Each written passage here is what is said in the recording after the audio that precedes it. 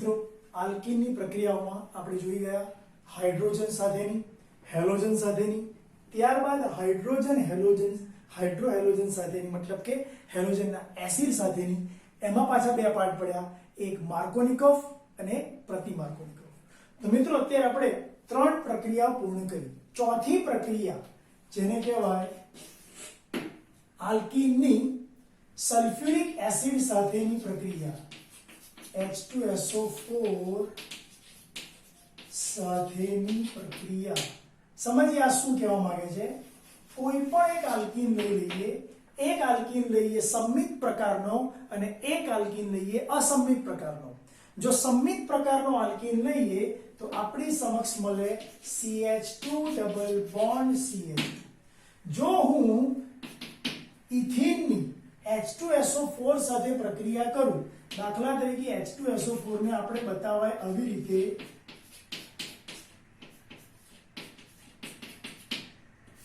જો પ્રક્રિયા કરીએ તો શું થાય? ઇથીનની સલ્ફ્યુરિક એસિડ સાથે પ્રક્રિયા કરવામાં આવે તો હાઇડ્રોજન બરાબર કોઈ એક કાર્બન પર અને બાકીનો જે ઘટક દેખાય છે એ બીજા કાર્બન પર જાય અને પાઈ બંધ તૂટી જાય. તો આપણને મળશે CH3, અહીંયા આવી ગયો એટલે પાઈ બંધ તૂટી ગયો, અને મળશે CH2, ત્યારબાદ O, ત્યારબાદ SO3 અને ત્યારબાદ H. મિત્રો આને કહેવાય ઇથાઇલ હાઇડ્રોજન સલ્ફેટ. શું? Ethyl hydrogen sulphate. તો લખીશ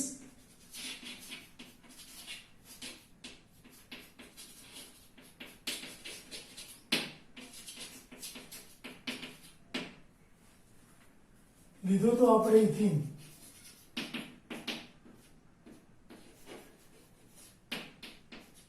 ઇથીનની સલ્ફ્યુરિક એસિડ સાથે પ્રક્રિયા કરવામાં આવે તો ઇથાઇલ હાઇડ્રોજન સલ્ફેટ પ્રાપ્ત થાય. એવી જ રીતે જો પ્રોપેનની પ્રક્રિયા કરીએ, CH3 CH double bond CH2, અને આ જ પ્રક્રિયા જો કરવામાં આવે તો ચલો મને કહો, અહીંયા માર્કોનિકોફ નિયમનો યુઝ થશે કેમ કે અસમમિત આલ્કીન છે. તો અહીંયા આટલો પ્લસ ઘટક છે, આટલો માઇનસ ઘટક છે, બરાબર. અને તમે જાણો છો કે અસમમિત પદાર્થ હોય તો ઋણ ઘટક કઈ જગ્યાએ જાય?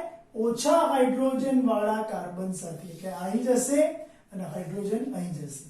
તો મળશે આપણને CH3 CH CH3 અને નીચે OSO3H, O જેને કહેવાય પ્રોપાઇલ હાઇડ્રોજન સલ્ફેટ.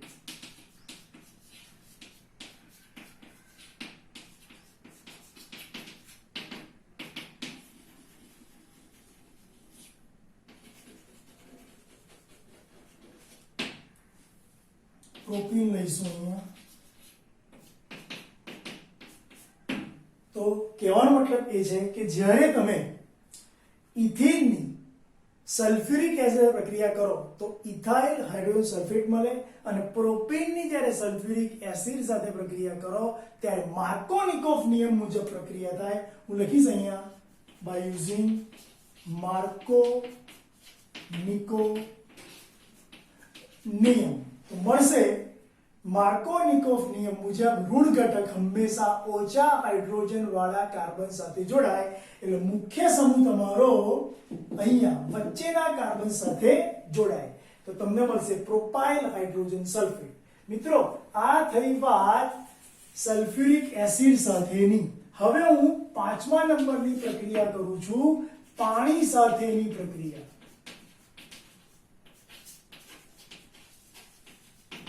એમાં પણ સંમિત અને અસંમિત બંને લઈશું.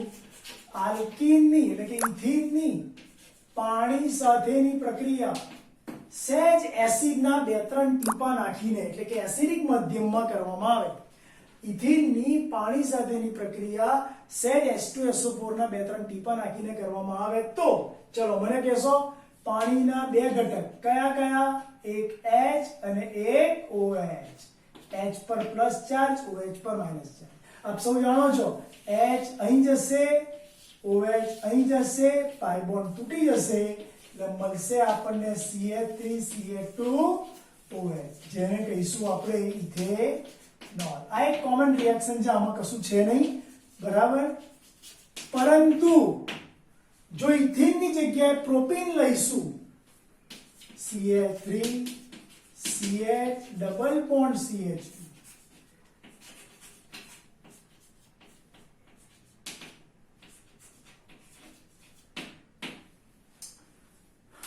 પરંતુ જો પ્રોપેન સાથે પ્રક્રિયા કરીશું, પ્રોપેનની પાણી સાથે પ્રક્રિયા કરવામાં આવે તો માર્કોનિકોવ નિયમ મુજબ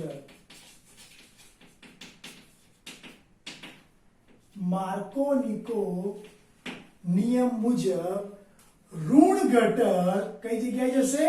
ઓછા હાઇડ્રોજન વાળા કાર્બન સાથે. તો પ્રોપેનની પાણી સાથેની પ્રક્રિયા સહેજ એસિડની હાજરીમાં કરવામાં આવે તો ઋણ ઘટક OH માઇનસ એ હંમેશા ઓછા હાઇડ્રોજન વાળા કાર્બન સાથે જાય તો પ્રોપેન ટુ ઓલ નિપજ પ્રાપ્ત થાય. This is propane to all. આવી જ રીતે ચલો ઇથિન આવ્યો, પ્રોપીન આવ્યો. હજુ પણ તમે કોઈ પદાર્થ બીજો યુઝ કરી શકો છો. દાખલા તરીકે તમને કહું CH3C ડબલ બોન્ડ CH2 અને નીચે CH3. અહીંયા આ છે 2 મિથાઇલ પ્રોપીન. આ શું છે?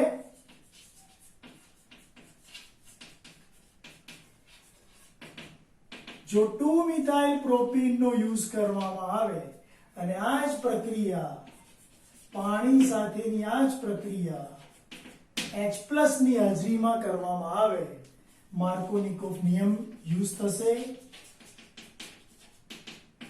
બોલો શું મળશે? OH હંમેશા પાણીના બે ભાગ પડે, એક H એક OH. તો OH એ ઋણ ઘટક છે. OH કઈ જગ્યાએ જશે? ઓછા હાઇડ્રોજન વાળા કાર્બન સાથે, એટલે અહીંયા, રાઈટ. તો શું મળશે આપણને? જરા ધ્યાનથી જુઓ. CH3C નીચે CH3 ઉપર OH અને અહીંયા CH3. આને કહેવાય, કેમ કે OH જો અહીં જશે તો બાજુમાં H જશે, પાઈ બોન્ડ તૂટી જશે. એટલે મળશે આપણને 2 methyl propane to all, 2 methyl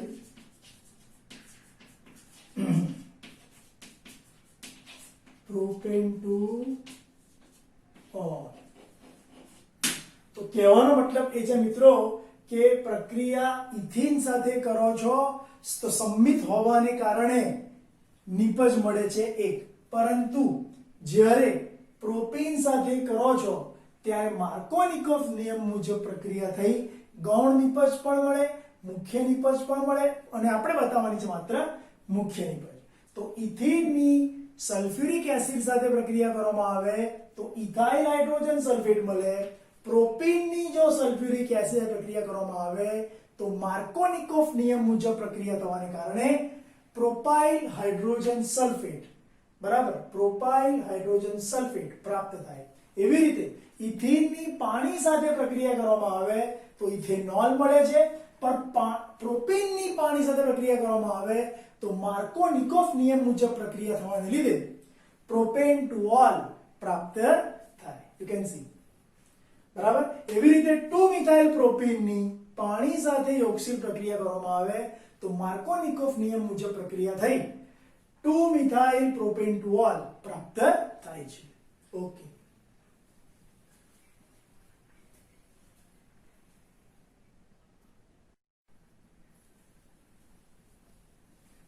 મિત્રો ત્યારબાદ આપણે પ્રક્રિયા કરીશું આલ્કીનની ઓક્સિડેશન પ્રક્રિયા, ત્યારબાદ ઓઝોનોલિસિસ પ્રક્રિયા. તો છઠ્ઠી પ્રક્રિયા આપણી આવશે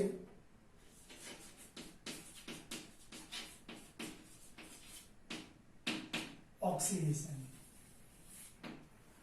કોઈ પણ એક આલ્કીન લઈ લઈએ, જેમ કે CH2 double bond CH2. આલ્કીનની oxidation પ્રક્રિયા આપણે ઠંડા અને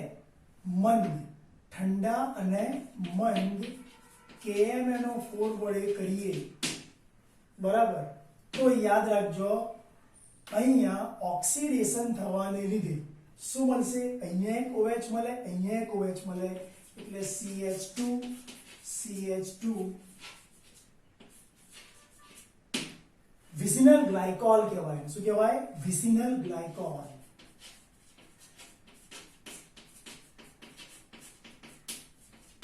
જેમ લખતા હતા વિસિનલ ડાયહેલાઇડ, યાદ છે ને? અહીંયા બે બીઆર લખતા હતા અને બોલતા હતા વિસિનલ ડાયબ્રોમાઇડ. બે ક્લોરો હોય તો વિસિનલ ડાયક્લોરાઇડ, તો અહીંયા OH છે, વિસિનલ ગ્લાયકોલ કહેવાય. તો ઇથેનની ઠંડા અને મંદ KMnO4 સાથે ઓક્સિડેશન પ્રક્રિયા કરવામાં આવે તો યાદ રાખજો આ શું થયું? ઓક્સિડેશન થયું. ઇથેનની ઠંડા અને મંદ KMnO4 ના દ્રાવણ વડે ઓક્સિડેશન પ્રક્રિયા કરવામાં આવે તો 2 O અને 2 H, એમાંથી એક OH અહીં, એક OH અહીં, પાઈ બોન્ડ તૂટે અને મળે આપણને વિસિનલ ગ્લાયકોલ, જેનું નામ છે ઇથેન 1,2 ડાયોલ. ઇથેન 1,2 ડાયોલ પ્રાપ્ત થાય છે. ત્યારબાદ આવી જ એક પ્રક્રિયા કે જેમાં આપણે ઇથિનની જગ્યાએ પ્રોપીન લઈશું, CH3 CH double bond CH2. જો અહીંયા પણ ઓક્સિડેશન પ્રક્રિયા કરવામાં આવે ઠંડા અને મંદ KMnO4 વડે, જ્યારે પ્રોપેનની ઠંડા અને મંદ KMnO4 ના દ્રાવણ સાથે પ્રક્રિયા કરવામાં આવે તો પ્રોપેન 1,2 ડાયોલ બને છે. Propane 1,2 diol.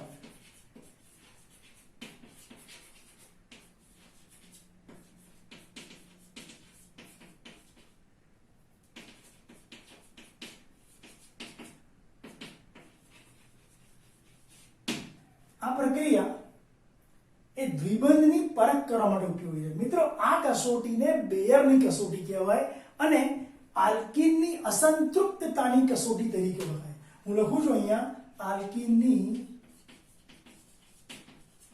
અસંતૃપ્તતાની કસોટી.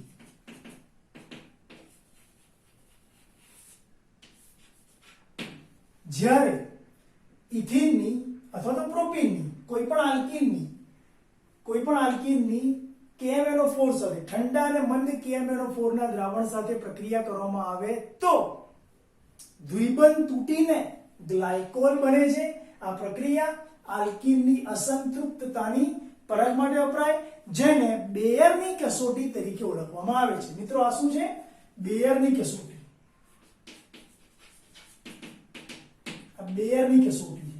આવી જ રીતે જો હું ઠંડા અને મંદ KMnO4 ને બદલે એસિડિક KMnO4 નો યુઝ કરું છું, જરા જોજો, CH3 twice CH અથવા CH3 twice C double bond CH2 અને પ્રક્રિયા કરું છું KMnO4 ના દ્રાવણ સાથે એસિડની હાજરીમાં, બરાબર. ફરીથી જ્યારે આલ્કીનની KMnO4 ના દ્રાવણ સાથે એસિડની હાજરીમાં પ્રક્રિયા કરીએ છીએ ત્યારે ઓક્સિડેશન પ્રક્રિયા થવાને લીધે આટલો જે પાર્ટ દેખાય છે એમાંથી કીટોન મળશે, CH3 twice C double bond O. પાછલો પાર્ટ છે એમાંથી CO2 અને પાણી, C ઉપરથી O2 CO2 અને H ઉપરથી પાણી, CO2 પ્લસ વોટર પ્રાપ્ત થાય. તો મિત્રો યાદ રાખીશું આ પદાર્થ કયો છે? 2-મિથાઇલ પ્રોપીન છે. શું છે આ? 2-મિથાઇલ પ્રોપીનની જ્યારે એસિડ ઉદ્દીપકની હાજરીમાં ઓક્સિડેશન કરવામાં આવે KMnO4 વડે ત્યારે કીટોન પ્રાપ્ત થાય છે. પરંતુ જો હું અહીંયા CH3 CH double bond CH3 લઈ લઉં અને આ પ્રક્રિયા કરું તો યાદ રાખજો મિત્રો, આટલો પાર્ટ છે એમાંથી એસિડ મળશે અને આટલા પાર્ટ પરથી એસિડ મળશે, દ્વિબંધનું ખંડન થશે એટલે તમને મળશે 2 ટાઈમ્સ CH3 COOH. આને કહેવાય બ્યુટુઇન. બ્યુટ બ્યુટુઇન માંથી એસિટિક એસિડ, ફરી વખત મિત્રો શું કર્યું આપણે, જ્યારે બ્યુટુઇન ની KMnO4 ના દ્રાવણ વડે એસિડિક માધ્યમની હાજરીમાં ઓક્સિડેશન પ્રક્રિયા કરવામાં આવે તો એસિટિક એસિડ પ્રાપ્ત થાય છે. મિત્રો અહીંયા યાદ રાખીશું, ઓક્સિડેશનમાં ઇથિનનું ઓક્સિડેશન કર્યું તો આપણને મળ્યો ગ્લાયકોલ, અને અહીંયા ઇથિનનું ઓક્સિડેશન કર્યું તો મળ્યો આપણને કાર્બોનિલ કમ્પાઉન્ડ. એ વસ્તુ યાદ રાખીશું. સાતમી પ્રક્રિયા કે જેને આપણે કહેવાના ઓઝોનાલિસિસ. મિત્રો ઓઝોનાલિસિસ બહુ ઇન્ટરેસ્ટિંગ પોઈન્ટ છે, સમજીશું. ઓઝોનાલિસિસ પ્રક્રિયામાં નિપજ પરથી ખબર પડશે કે મૂળ પદાર્થ કયો હોઈ શકે. તો એવા ક્વેશ્ચન બી હોઈ શકે. દાખલા તરીકે તમને કહું કે કોઈ પ્રક્રિયામાં ઓઝોનાલિસિસને અંતે ફોર્માલ્ડિહાઇડના 2 અણુ પ્રાપ્ત થાય તો મુખ્ય પદાર્થ કયો લીધો હશે, તો એના પરથી તમને આન્સર મળી શકે. જોઈએ આપણે શું કરવાનું છે આમાં ઓઝોનાલિસિસમાં. લઈએ પહેલા CH2 ડબલ બોન્ડ CH2. હું ઓઝોનાલિસિસ પ્રક્રિયા કરું છું. અહીંયા ઇથિનનું ઓઝોનાલિસિસ કરીશ એટલે એક ઓક્સિજન નીચે અને એક વચ્ચે આવશે એટલે CH2 એક ઓક્સિજન નીચે અને એક ઓક્સિજન 2 કાર્બનની વચ્ચે આવી જશે. આ ઇથિન ઓઝોનાઇડ ઉત્પન્ન બન્યું. શું કહેવાય એને? ઇથિન ઓઝોનાઇડ.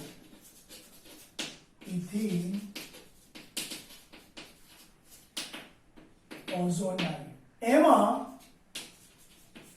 ઝિંક વડે જળ વિભાજન કરવામાં આવે. જો ઇથિન ઓઝોનાઇડમાં ઝિંક વડે જળ વિભાજન કરવામાં આવે તો આટલો પાર્ટ દૂર થાય અને અહીંથી ઓક્સિજન રિમૂવ થાય તો શું મળે? H2O ને બીજો O મળી જાય એટલે H2O2 પ્રાપ્ત થાય. અને આટલો જે અણુ છે એ ફોર્માલ્ડિહાઇડ, આટલો પણ ફોર્માલ્ડિહાઇડના 2 અણુ અહીંયા પ્રાપ્ત થાય.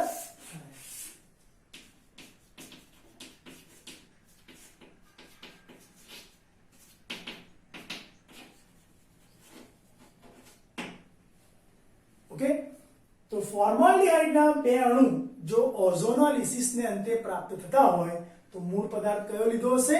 ઇથિન.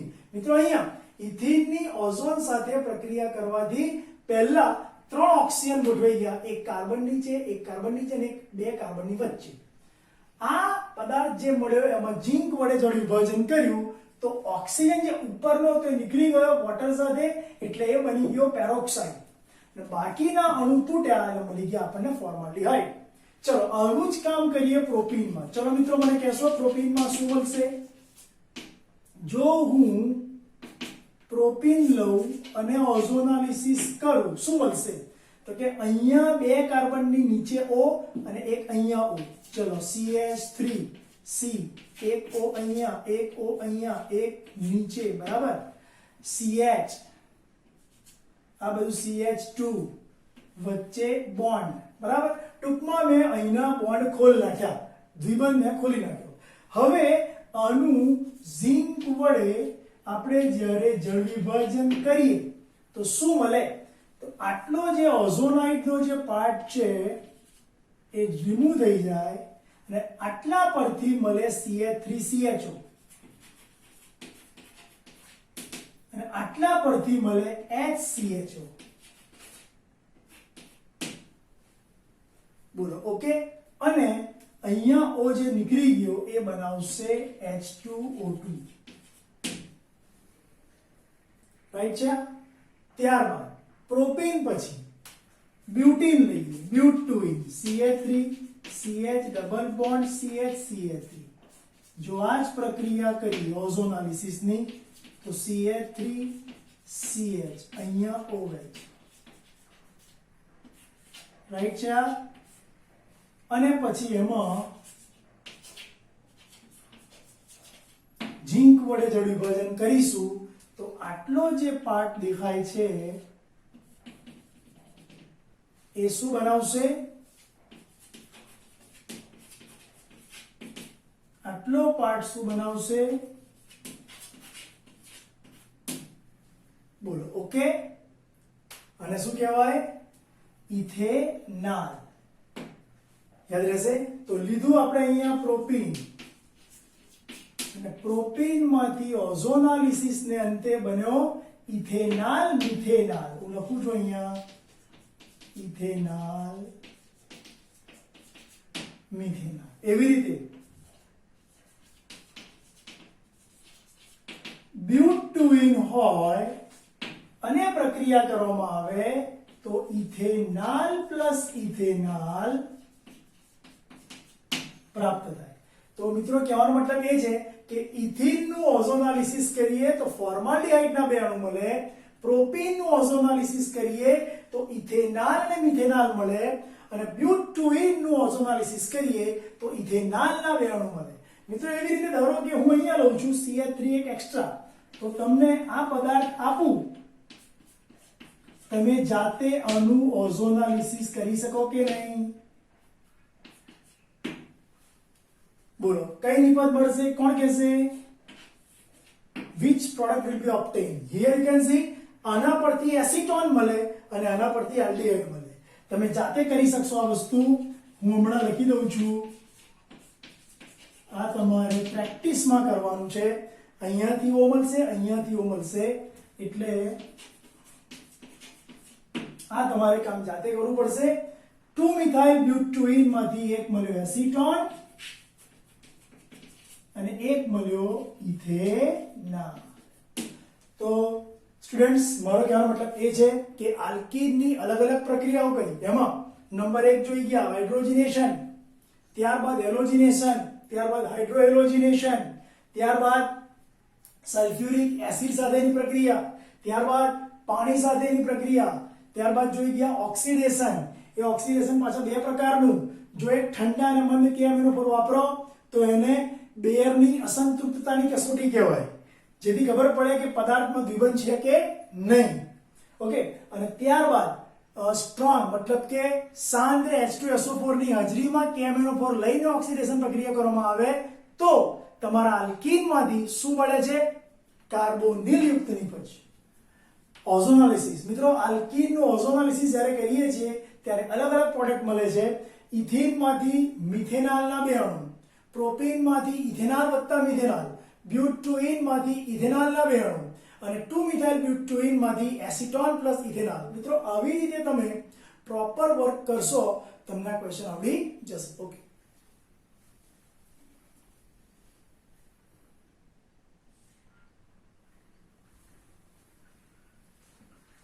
મિત્રો ત્યારબાદ આલ્કીનની પોલિમરાઇઝેશન પ્રક્રિયા ઉપર ચર્ચા કરીશું.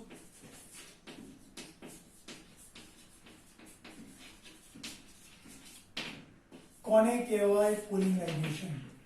આપ સૌ કદાચ 10મા ધોરણમાં ભણી ગયા કે એક જ પ્રકારના મોનોમર અણુઓ એકબીજા સાથે જોડાઈને જે વિરાટ અણુ બનાવે એને કહેવાય પોલિમર, અથવા આ પ્રક્રિયાને કહેવાય પોલિમરાઇઝેશન. એક જ પ્રકારના અથવા જુદા પ્રકારના મોનોમર અણુઓ એકબીજા સાથે દ્વિબંધથી જોડાઈને જે વિરાટ અણુ બનાવે, કયો અણુ? વિરાટ અણુ. એને કહેવાય પોલિમર, અને આ પ્રક્રિયાને કહેવાય પોલિમરાઇઝેશન. મિત્રો પોલિમરનો ઉપયોગ બધી બહુ જગ્યાએ થાય છે, જેમ કે ટૂથબ્રશનું હેન્ડલ, પછી બટન, ત્યારબાદ ટીવી, ફ્રીજ, એના કેબિનેટ, બરાબર, ત્યારબાદ દૂધની કોથળી, દૂધના પેલા જે કેરેટ આવે એ, કોઈ પણ પ્રકારના રમકડાના પ્લાસ્ટિક્સ, એ બધા પોલિમરમાંથી મેળવી શકાય છે. તો યાદ રાખીશું, એક જ પ્રકારના અથવા જુદા જુદા પ્રકારના મોનોમર અણુઓ એકબીજા સાથે દ્વિબંધથી જોડાઈને જે વિરાટ અણુ બનાવે એને કહેવાય પોલિમર. એમાં ઇથિનની વાત કરીશું આપણે. જ્યારે તમે ઇથિનના અસંખ્ય અણુઓ લો અને એની યોગ્ય તાપમાન અને દબાણે ઉદ્દીપકની હાજરીમાં પ્રક્રિયા કરો ત્યારે દ્વિબંધ તૂટીને બરાબર આને કહેવાય પોલિથીન.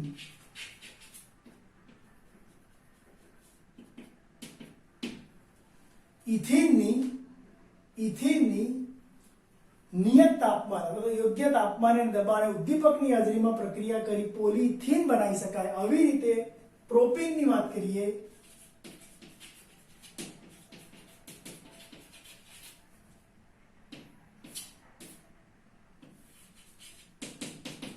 શું મળશે?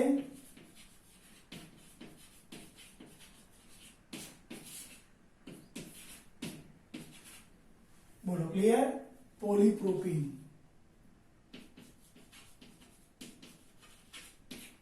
આમ ઇથિનમાંથી પોલિથીન, પ્રોપીનમાંથી પોલીપ્રોપીન આ રીતે બની શકાય.